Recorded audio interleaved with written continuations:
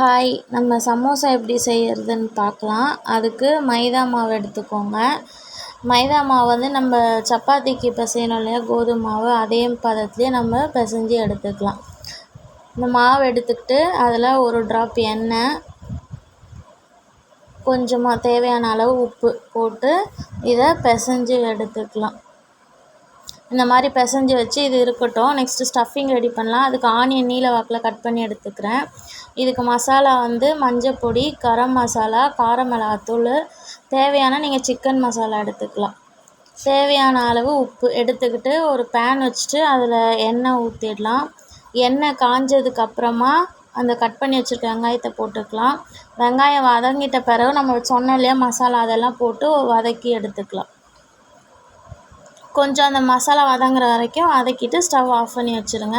Next நம்ம திரட்டி வச்சுருக்க மாவை எடுத்து இந்த மாதிரி மெலிசாக திரட்டி எடுத்துக்கலாம். திரட்டி எடுத்துட்டு இந்த மாதிரி ரெண்டாக டிவைட் பண்ணி எடுத்துக்கலாம். எடுத்துட்டு அதில் லைட்டாக ஆயில் அப்ளை பண்ணிக்கலாம்.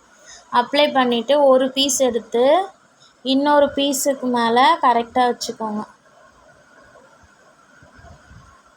ஈவனாக வச்சுட்டு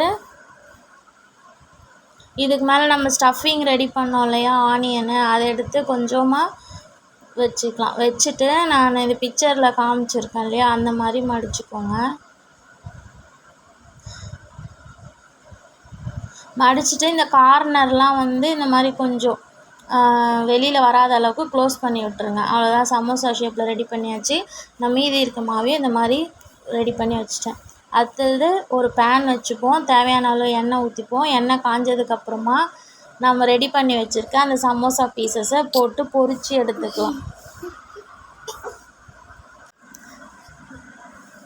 சமோசா அவ்வளோதான், ரெடி ஆகிடுச்சுங்க. அப்படி கொஞ்சம் மாவு மீந்துச்சு, இல்லை உங்களுக்கு ஷேப்பாக வரலை அப்படின்னா நீங்கள் இந்த மாதிரி ரோல் ஆகவும் செஞ்சு எடுத்துக்கலாம். இப்போ இது என் பொண்ணுக்கிட்ட கொடுக்குறேன். நல்லா இருக்குமா ஃப்ரெண்ட்ஸ்? உங்களுக்கும் இந்த மாதிரி வேணும்னா உங்கள் அம்மா கிட்ட கேட்டு கண்டிப்பாக செஞ்சுக்கோங்க. பாய்.